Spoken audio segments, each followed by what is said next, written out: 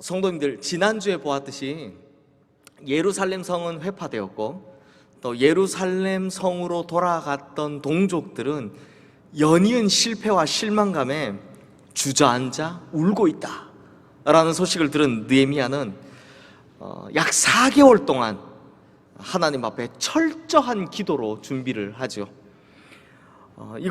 이 문제는 도저히 자신의 힘으로는 해결할 수 없는 문제다라는 것을 직시했던 느헤미야는 결국 이 문제는 하나님만이 하실 수 있다라고 판단하고 기도부터 시작한 것입니다. 그러면서 느헤미야는 아무런 대책도 없이 기도만 한 것이 아닙니다. 철저한 계획도 함께 세우죠.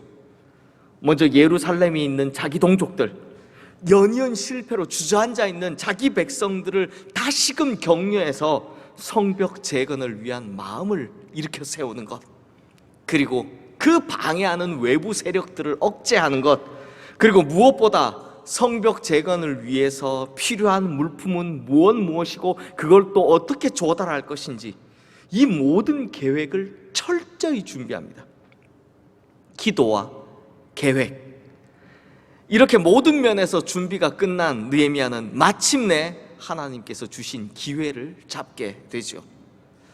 결국 예루살렘 성벽 재건을 두고 저건 반역이야, 저건 모반이야 라고 했던 바로 그 왕 아닥사스다 왕으로부터 제대로 된 허락을 받게 됩니다.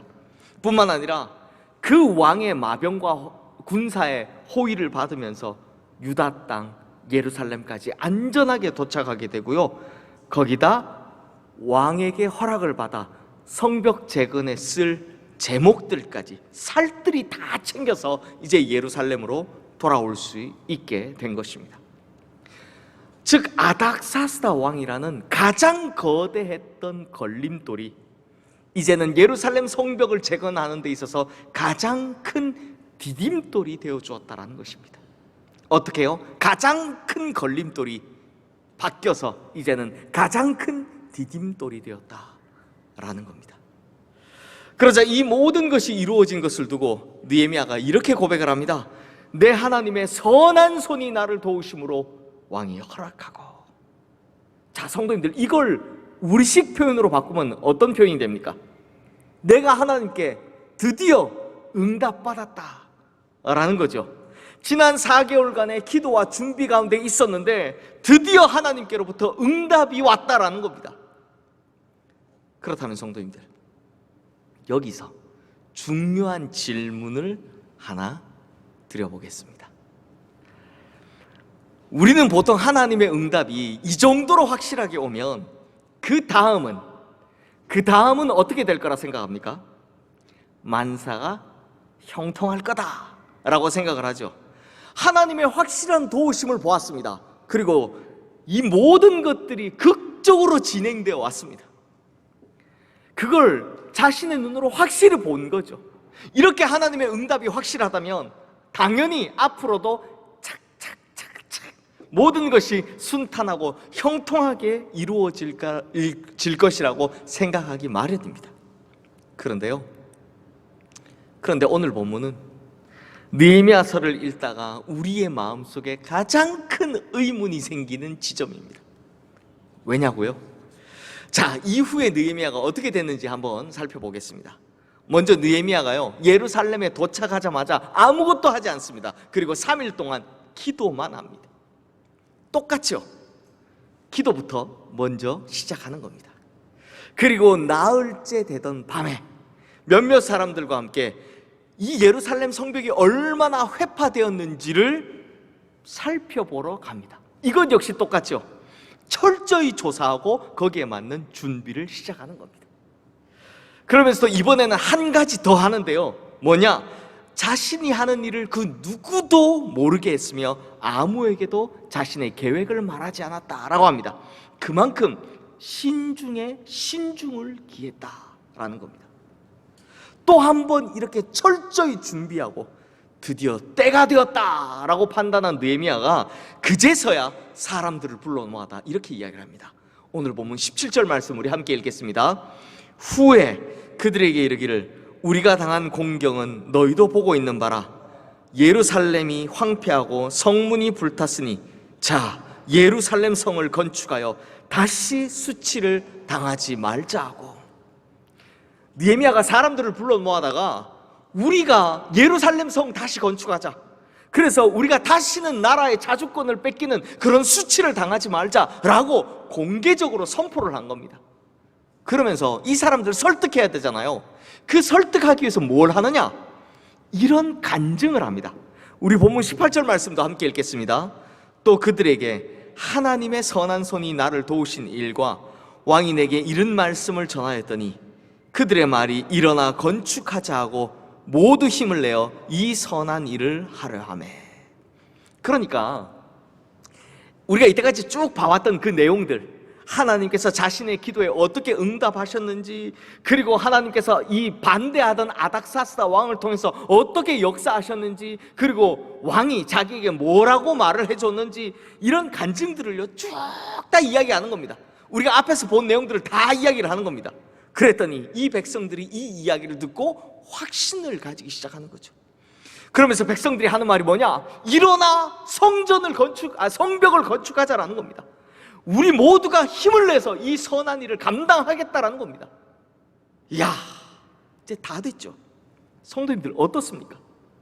이제는 막 일사천리로 일이 잘 진행될 것 같지 않습니까? 여기까지 완벽하잖아요. 그러니 이제부터 이 모든 역사들이 계획한 대로 착착착착 흘러갈 것 같지요. 그런데 성도님들, 이제부터 무슨 일이 일어났는지 오늘 본문 19절 말씀도 함께 읽어보겠습니다.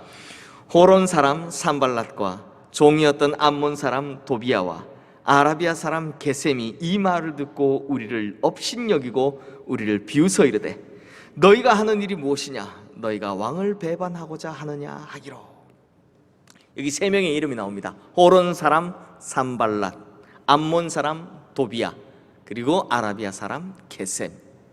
산발랏, 도비야, 게셈. 앞으로 이 세 사람의 이름은요 느헤미야서에서 내내 듣게 될 겁니다. 왜요? 이 사람들은요 예루살렘 성벽 재건의 가장 극렬한 방해자들이거든요. 느헤미야에게 있어서 최악의 회방꾼들이 이 세 사람입니다. 그러니까 이 모든 일들이 착착착착 잘 진행되어 가던 이때에, 하필 이때에 누가 나타났다? 가장 극렬한 방해자, 최악의 회방꾼들이 나타났다라는 겁니다. 그러니까 성도님들, 이게 무슨 말이냐? 하나님의 응답이 확실했음에도 불구하고 우리 앞에 장애물은 등장한다 안 한다? 등장한다라는 겁니다. 하나님의 선한 손이 확실히 돕고 있음에도 불구하고 그 일을 방해하는 역경이나 고난이 언제든 올 수 있다 없다? 올 수 있다라는 겁니다.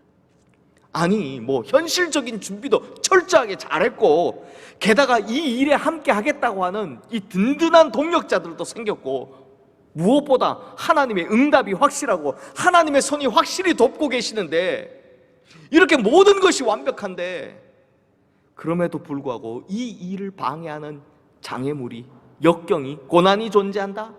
이게 말이 됩니까? 하는 분도 계실 겁니다. 근데 성도님들, 여기서 우리가 알아야 할 중요한 것이 있습니다. 느헤미야를 보십시오. 모든 준비 과정이 완벽했죠. 그렇지만 오히려 가장 중요한 이때에 최고의 정적이자 최고의 방해꾼들 산발랏, 도비야, 게셈을 만나게 되지 않습니까? 그러므로 우리 역시 기도하며 응답을 확실하게 받았고 거기다 최선을 다해 철저히 준비했다 해도, 우리를 도우는 사람들이 막 일어나서 더 든든하다 해도, 정말 모든 것이 완벽하다 해도 여전히 우리를 방해하는 장애물을 만날 수 있다라는 겁니다.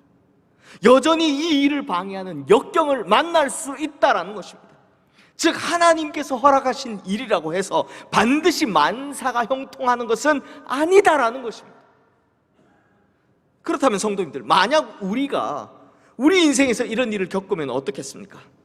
하나님의 확실한 응답이 있어서 이 일을 시작했는데 우리 앞을 떡하니 가로막고 있는 장애물이 딱 놓여진다면, 또 이것이 하나님의 뜻이라고 확신해서 이 일을 시작했는데 오히려 그때부터 우리에게 역경이 불어닥친다면 우리는 보통 이렇게 생각하죠. 야, 이거 하나님 뜻이 아닌가? 아니면 내가 하나님의 응답을 잘못 받았나? 심지어는 야, 응답하셔놓고 이렇게 하신다고? 하나님은 안 계시는구나 라고 생각하기까지 합니다. 실제로요, 제가 우리 신앙생활, 우리 성도님들 신앙생활 하는 가운데 이런 경우를 많이 봤습니다.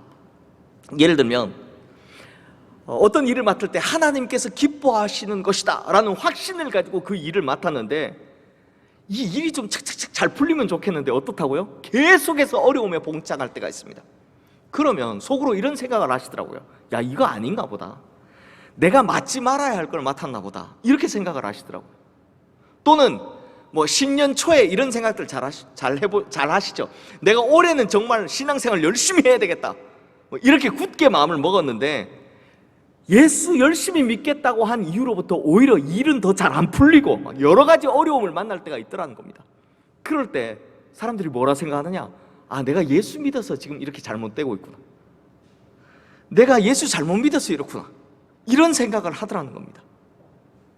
그런데요, 성경에 보니 왜 이런 마음이 드는지에 대한 답을 주는 한 사건이 있었습니다. 마가복음 6장 말씀에 보면 예수님께서 보리떡 5개와 물고기 2마리로 5,000명을 먹이는 사건이 나옵니다. 흔히들 이걸 오병이어라고 합니다. 그렇죠? 잘 아시죠? 당시에 예수님께로요, 어마어마한 인파가 모여들거든요.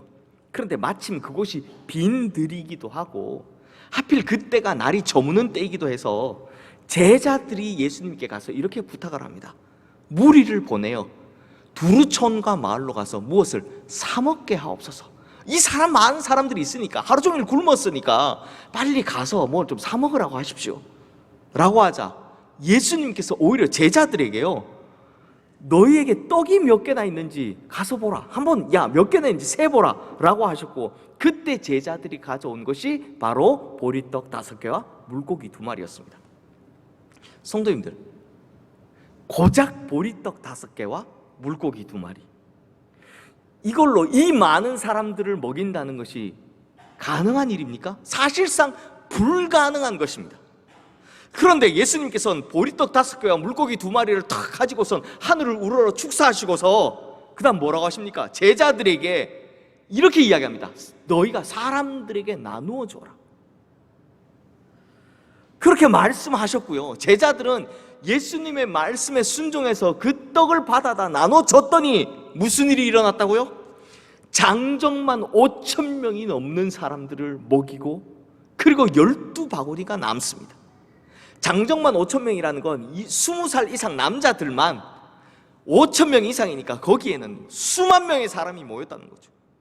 그 사람들을 다 먹이고도 12광주리가 남는, 바구니가 남는 엄청난 기적이 일어났다는 겁니다. 성도님들, 그렇다면 그때 제자들이 무슨 생각을 했겠습니까? 그때 우리 성도님들이 거기 계신 제자들이었다면 무슨 생각을 했겠습니까? 이런 생각이죠. 야, 그래, 아무리 불가능한 일이라도 우리 주님께서 말씀하시는 것만 믿고 순종하면 기적과 같은 역사가 일어나는구나 하는 이 확신 아니었겠습니까? 야, 주님 말씀하시는 것만 믿고 따랐더니 불가능한 것도 가능하게 되는구나, 이 확신이죠. 그리고 이어서 이번에도 예수님께서 제자들에게 또 다른 말씀을 하십니다. 뭐냐? 배를 타고 건너편 벳세다까지 먼저 가 있으라 라고 말씀하신 겁니다. 그럼 이 말씀에 순종해야죠. 그런데 여기서 문제가 생깁니다. 이번에도 역시 이 제자들이 예수님의 말씀을 믿고 따랐는데 가는 길에 뭘 만났다? 엄청난 폭풍을 만나게 된 거예요. 바람이 얼마나 거세든지요, 힘겹게 노를 저었지만 도무지 정신을 차릴 수가 없는 겁니다. 그렇다면 성도님들, 이때 제자들이 무슨 생각했을까요? 폭풍을 만나서 어렵다? 라는 생각보다도요, 아니 주님 말씀에 순종해서 여기까지 왔는데 이와 같은 폭풍을 만났다라는 사실에 굉장히 당혹스러웠을 겁니다. 주님의 말씀대로 순종해서 가는 길이니까 오히려 휘몰아치던 광풍도 잠잠해져야 할 판인데 이게 거꾸로 됐죠. 잠잠했던 바다가 갑자기 폭풍이 몰아치니까 이 상황이 혼란스럽기도 하겠지만요, 무엇보다 야, 주님의 말씀이 이게 맞나? 아니 주님 말씀에 순종했더니 이게 뭐냐? 지금 내가 죽게 생겼네? 라는 생각을 했을 겁니다. 그렇지 않겠습니까? 그래서 바로 이런 말씀을 마가복음 6장 52절 말씀에서 이렇게 설명하고 있습니다. 이는 그들이 그 떡 되시던 일을 깨닫지 못하고 도리어 그 마음이 둔하여졌음이로라. 그러니까 예수님께서 어떤 분인지 폭풍에 가려서요 기억도 못하고 있더라라는 겁니다. 이전에 예수님께서 어떤 기적을 행하셨는지 폭풍에 가리니까 깨닫지를 못하고 있더라라는 겁니다. 그 결과 마음이 둔해졌다라는 겁니다.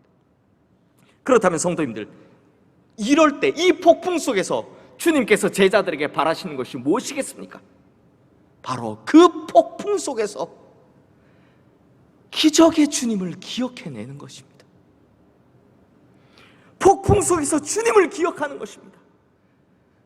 폭풍 속에서 그 어려움을 겪는 가운데서도, 그 환난과 역경 속에서도 보리떡 5개와 물고기 2마리로 5,000명을 먹이신 그 기적의 주님을 여전히 기억하고 신뢰하는 것, 이걸 주님께서 바라고 계셨다는 겁니다. 그러므로 성도님들, 우리에게도 역시 마찬가지입니다. 응답에 따라서 또 말씀에 순종해서 나가는 길 위에 장애물은 나타날 것이고요, 이런 역경의 광풍은 불어올 것입니다. 그렇다 할지라도 절대로 잊어버리면 안 되는 것이 있다는 겁니다. 뭡니까? 바로 주님, 우리 주님, 그 기적의 하나님을 반드시 기억해내셔야 한다는 겁니다. 오늘 본문 20절 말씀에 나오는 느헤미야의 고백을 한번 보십시오. 우리 20절 말씀 함께 읽겠습니다. 내가 그들에게 대답하여 이르되 하늘의 하나님이 우리를 형통하게 하시리니 그의 종들인 우리가 일어나 건축하려니와 오직 너희에게는 예루살렘에서 아무 기업도 없고 권리도 없고 기억되는 바도 없다 하였느니라. 자, 자신의 인생의 최고의 대적자, 최고의 최악의 회방꾼들을 만난 이 느헤미야가 그들에게 뭐라고 대답합니까? 하늘의 하나님이 우리를 형통하게 하시리니 입니다. 성도님들, 이 고백이 무슨 고백이냐? 바로 이것이 느헤미야가 폭풍 속에서 기억하는 하나님인 겁니다. 거대한 장애물 앞에서 자기가 고백하는 하나님이고 역경 속에서 외치는 하나님인 것입니다. 그러므로 성도님들, 우리가 기도하고 응답받아 착수한 일에 장벽이 존재한다고 해서, 혹은 역경과 환란이 있다고 해서 야, 이거 하나님 뜻이 아니구나 라든지, 혹은 이것이 하나님께서 기뻐하시는 일이 아니구나 라고 하는 이런 속단은 하면 안 된다라는 겁니다. 오히려 하나님의 뜻이라서, 하나님께서 기뻐하시는 일이라서 사단이 질투하고 회방 놓는 일은 비일비재하거든요.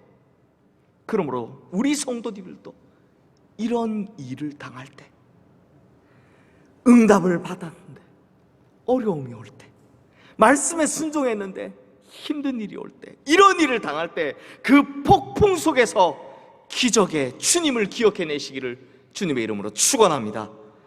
또한 어떤 환난과 역경 속에서도 결국에는 형통케 하시는 주님을 기억해내시기를 주님의 이름으로 축원합니다.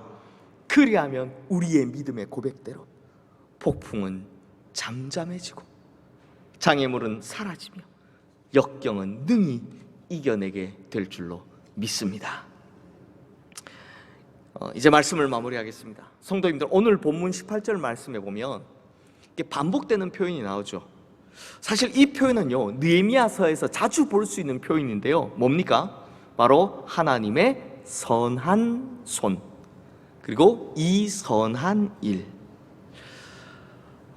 선한 일, 하나님의 선한 손, 이 표현이 굉장히 자주 나옵니다.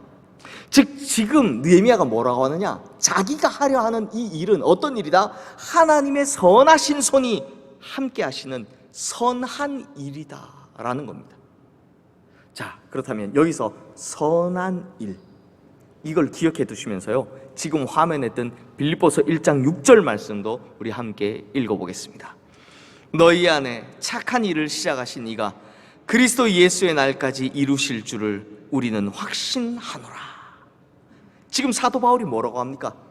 너희 안에서 선한 일, 착한 일을 시작하신 이가 그리스도 예수의 날까지 이루신다. 자, 이 말씀이 무슨 뜻이냐면, 선한 일을 시작하신 이가 주님이시라면 그 선한 일을 끝까지 이루시는 것도 주님이시다라는 것입니다. 선한 일을 시작하신 이가 주님이시라면 그 선한 일을 끝까지 이루어내시는 것도 주님이시다라는 겁니다.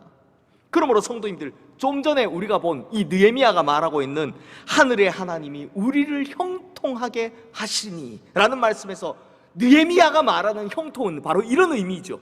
무슨 의미입니까? 이 선한 일을 시작하게 하신 이가 하나님이시니 이 선한 일을 끝끝내 이루시는 분도 하나님이시다라는 겁니다. 선한 일을 이루어가는 가운데 역경도 있을 거고, 고난도 있을 거고, 장애물도 있을 거고, 폭풍도 있다는 겁니다. 그렇지만 하나님께서 결국 이루신다. 이것이 진짜 형통이다 라는 고백인 겁니다. 그러므로 성도님들, 우리가 하나님께 응답을 받은 후 겪게 되는 역경의 폭풍 속에서, 또 거대한 장애물 앞에서 우리가 기억해내야 하고 고백해야 하는 믿음의 고백이 바로 이것입니다. 이 선한 일을 시작하신 이가 하나님이신, 이 선한 일을 끝끝내 이루시는 분도 하나님이시다. 사랑하는 우리 시흥의 성도님들, 말씀 따라 순종하며 살다가 만나게 되는 풍랑에 절대 좌절하지 않으시기를 주님의 이름으로 축원합니다. 또 기도의 응답에 따라 가는 그 여정 가운데 만나는 역경, 이 역경과 고난에 결코 쓰러지지 않으시기를 주님의 이름으로 축원합니다. 이제 우리도요, 이 느헤미야처럼 선한 일을 시작하게 하신 이가 하나님이시니 이 선한 일을 끝내 이루시는 분도 하나님이시다라는 이 믿음을 가지고 나아가 모든 장애물을 뛰어넘고 모든 역경의 폭풍도 뚫고 나가시어 끝끝내 그 선한 일을 이루시는 진정 형통한 성도님들 되시기를 주님의 이름으로 축원합니다. 기도하겠습니다.